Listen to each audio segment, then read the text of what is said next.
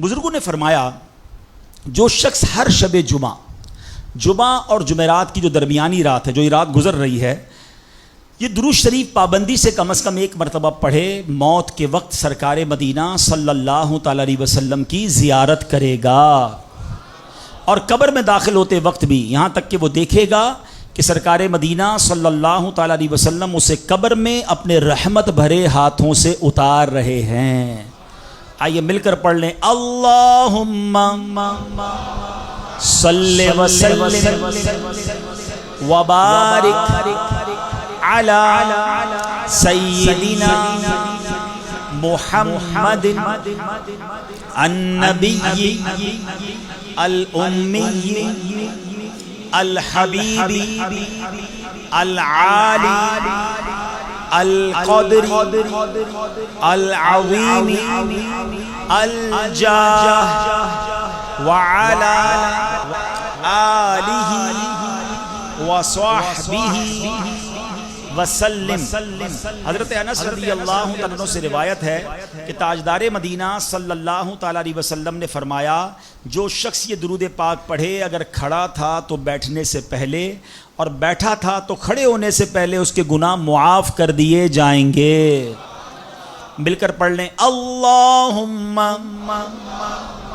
صلی علی سیدنا و مولانا محمد وعلی آلہ وسلم۔ جو یہ درود پاک پڑھتا ہے اس پر رحمت کے 70 دروازے کھول دیے جاتے ہیں۔ مل کر پڑھ لیں، صلی اللہ علی محمد۔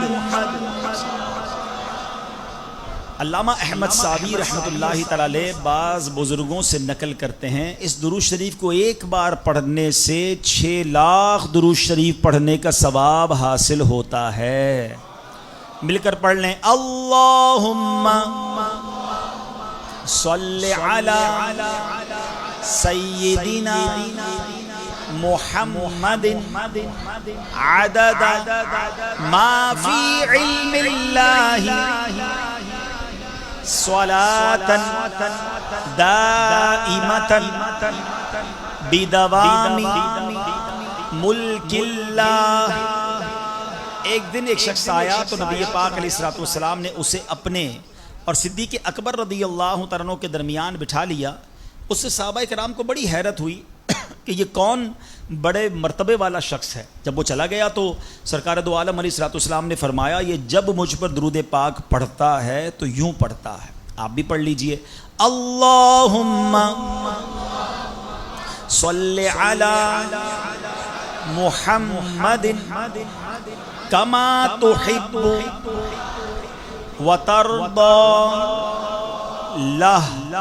شافع امم صلی اللہ تعالی علیہ وسلم کا عظمت والا فرمان ہے، جو شخص یوں درود پاک پڑھے اس کے لیے میری شفاعت واجب ہو جاتی ہے۔ مل کر پڑھ لیں، اللہم